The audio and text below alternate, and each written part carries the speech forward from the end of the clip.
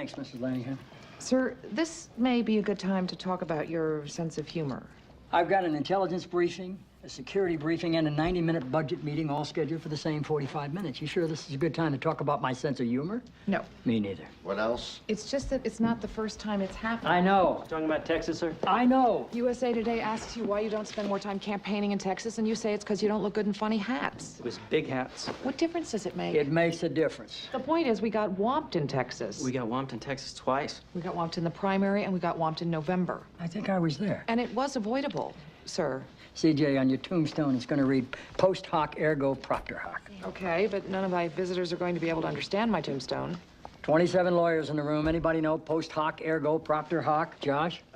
Post, after hoc, ergo, therefore, after hoc, therefore, something else hoc. Thank you. Next. Well, if I got more credit on the 443 thing. Leo. After it, therefore, because of it. After it, therefore, because of it. It means one thing follows the other, therefore it was caused by the other. But it's not always true. In fact, it's hardly ever true. We did not lose Texas because of the hat joke. Do you know when we lost Texas? When you learn to speak Latin? Go figure.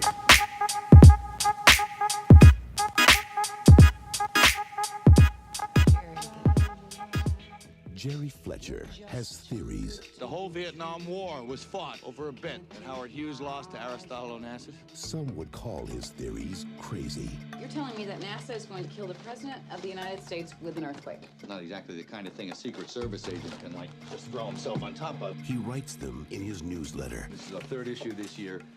Conspiracy.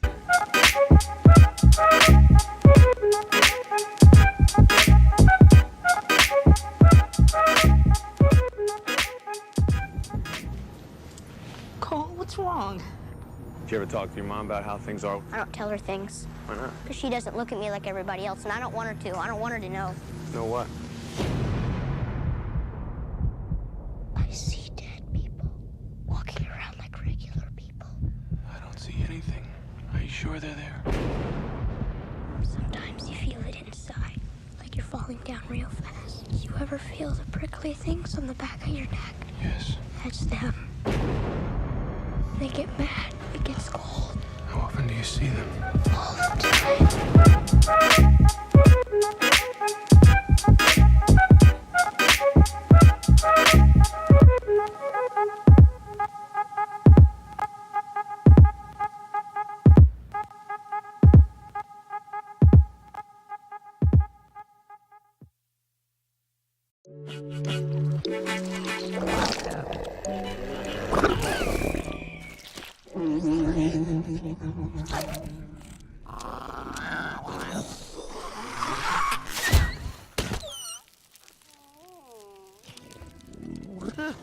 Not so fireproof on the inside, are you?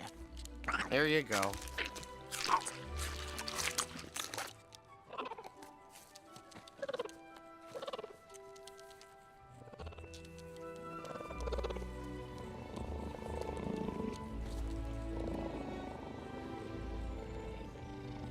Everything we know about you guys is wrong.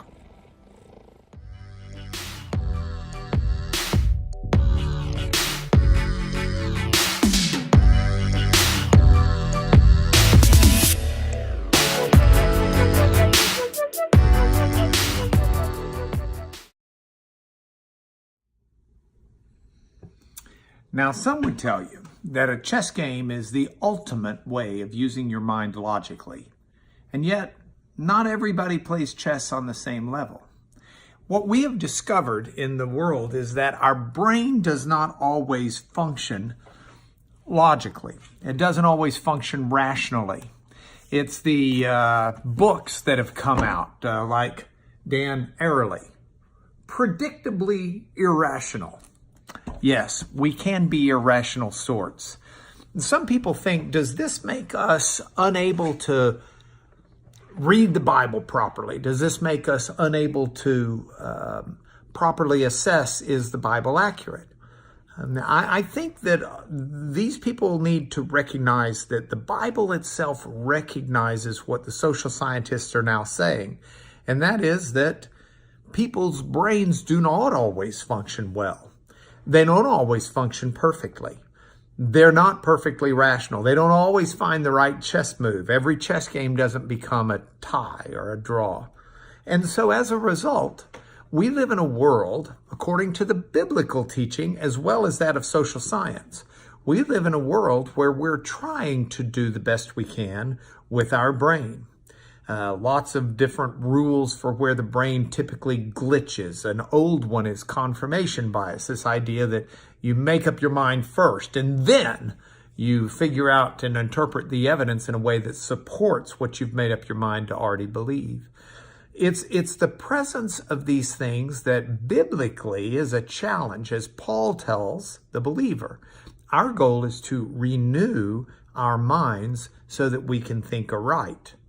It is a proper concept because if we don't, we won't think right about God.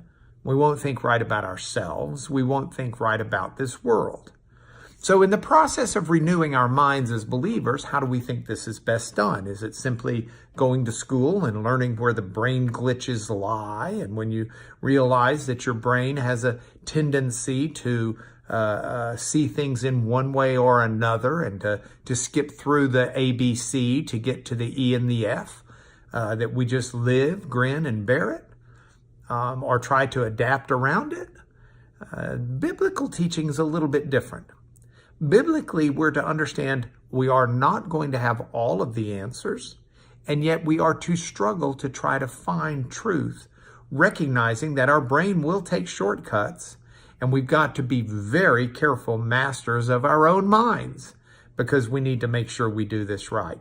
So that's where we get it biblically, and biblically we seek help by God. We seek God's inspiration. We seek the work of the Holy Spirit to help us understand things that are beyond our ability to understand on our own, just working out from who we are. And in the process of that, we're given assurance that we can do so. I want to talk to you about this some more, especially in light of the idea of wisdom, but that'll come in another talk. For now, understand that being predictably irrational is not just a good-selling book, but it's also something that will help you as you find the upside of irrationality and also the upside of learning how to think right. So that's our challenge. Our challenge. Think right, renew our minds, and let God give us direction as our brain overcomes some of these well-known glitches. Believe me. In a world where nothing is what it seems. The greatest trick the devil ever pulled He's here. was convincing the world I know he's here. he didn't exist.